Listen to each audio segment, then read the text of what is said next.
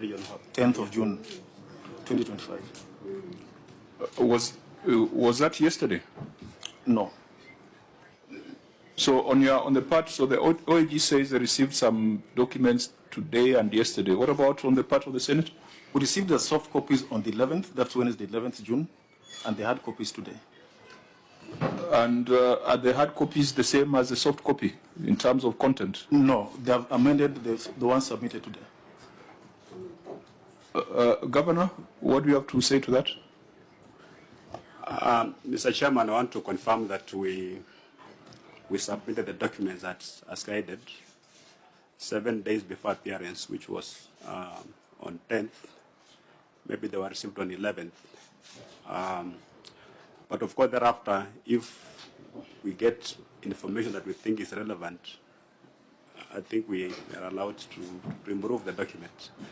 I don't think there is very, very major variance between what was initially submitted and what we submitted yesterday. Governor, Parliament is a house of record, and this exercise is an exercise of evidence. We sit here as a quasi-court with the powers of the High Court with necessary amendments. And you would know, perhaps, that even if you took the laws of evidence, even if you didn't take them very strictly, but you cannot bring evidence before this committee on the day of a meeting. There is a reason why we require you to send the records to the Auditor General and to the Senate well in advance. The Auditor General does an analysis and advises this committee. The Clerk of the Senate sends the reports to the Parliamentary Budget Office, who are able to analyze and advise the committee. If that is not done in time, then this committee ends up being the auditors. We are not auditors. We are overseers. We take a pragmatic view of issues, and we take technical advice from the OAG. We take technical advice from the Parliamentary Budget Office. So I must correct your impression that it is okay to keep amending the document as you come across new information. Indeed, we should not even be asking for additional information outside the audit cycle. And that is why the focus of this meeting was on implementation of our recommendations. But in the case where the Auditor General tells us that they received documents in the morning and in the evening yesterday, that becomes untenable. So I will repeat this question again. OAG, under those circumstances, do you feel sufficiently armed to be able to prosecute and guide the committee today? Thank you, Chairman. We received a soft copy through email to the officers on the ground. Yesterday, the Deputy Director yesterday in the evening also received an amended copy, an improved version of this document in the evening. So this morning is when he got his hard copy. The Deputy Director had already traveled from Kakamega, where we are stationed, to Nairobi. So, Chairman, we have not tested this record or this document given to us with the primary records within the county government.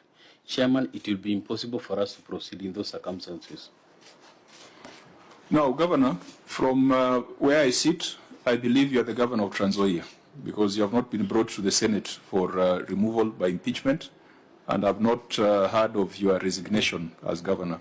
You therefore take responsibility. Are you not seeing a problem with the situation we find ourselves in?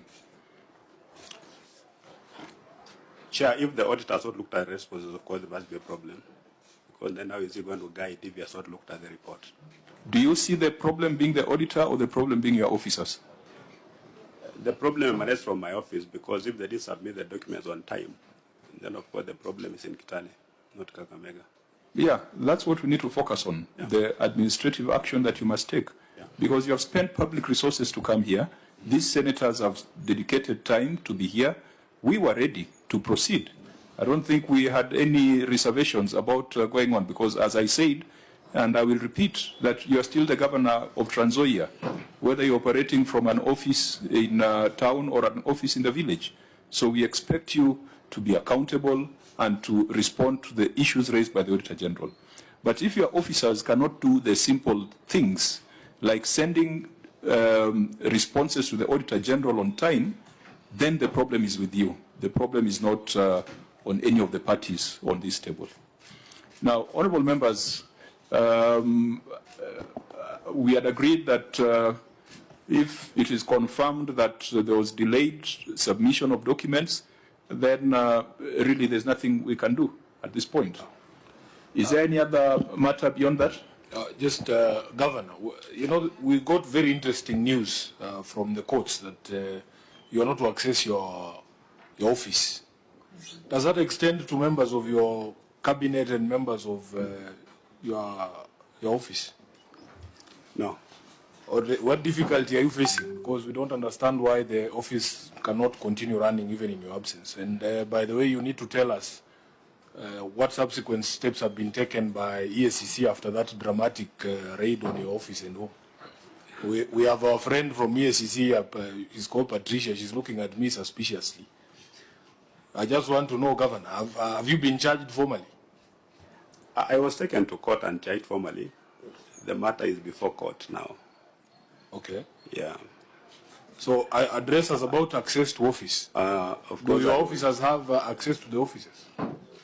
one of the conditions I was given when I applied for bond was that I should not access my office for 60 days. Yes. And my office is like a command post. That's where the government services of Trans Nzoia County are coordinated from. So if you are not there, you run into hiccups like these ones. Because you're all over the place, you're in Kiminin, you're in the best.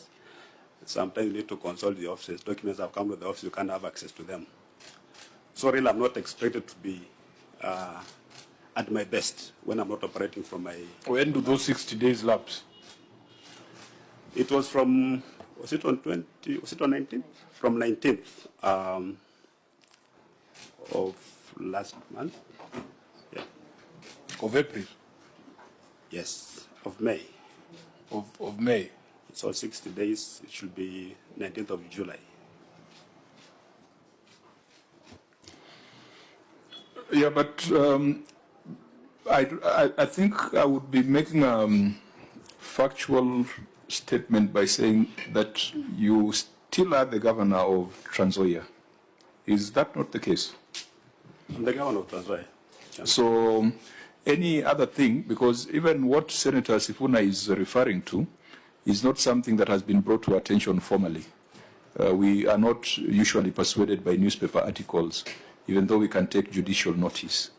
Therefore, whether you're operating in an office in Kitale or operating from your liaison office in Nairobi, you are still the CEO, you are still the captain of the team, and we would expect that your team would respond and would provide documentation and play their respective roles, irrespective of where you are sitting. Chairman, if you are a captain of a football team, however good you are, and then they tie your hands behind your back,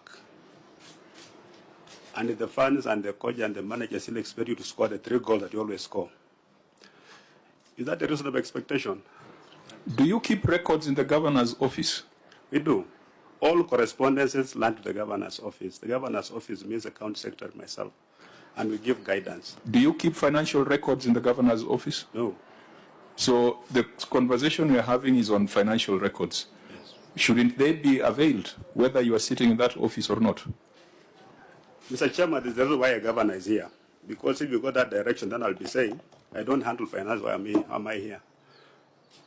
It goes with ultimate respect. Governor, you are not getting my point. And if you take that route, we are going to get into problems that we don't want to get into. There has been a view that under the circumstances that Senator Sifuna has alluded to, which again I've said is not formally before us, that we should not even entertain you before any committee of the Senate. We have taken the view that unless you are removed by the Senate, or removed by any other proceedings, you are still the governor of Trans Nzoia. Now, if you want to argue with that, then you can argue with that. Because the other view would have been to say that we don't want to see you until the court is done with you. So, because I could see you were taking a direction that was going to put us into arguments. But we have taken the view that everyday money is being spent in that county, and until you are removed by Parliament or until you are removed by any other process, you will be the one to respond as the CEO. What I'm trying to emphasize, which perhaps you're not seeing, is that in whatever state you are in, you still have the power to whip your team and to demand performance out of them. The failure to bring these documents on time cannot be tied to your being not in office, because the rest of the officers are in office. So I'm just trying to tell you, go back and whip people into line. This is a waste of public resources for us to come to Nairobi and to abort a meeting simply because your officers did not do what they expected to do. I hope tunasikizana up to that point. Mr. Chairman, I already admitted to the act of omission or commission. I already admitted to it. And I never gave any excuses whatsoever. The issue of the court case was not raised by myself. I just admitted that we've not brought the documents on time, and therefore the auditor general does not have sufficient time to look at the documents. I've not given any excuses. I'm just admitted that we did not provide the documents in due time. Senator Cherargei? Yeah, Chair, I think Governor is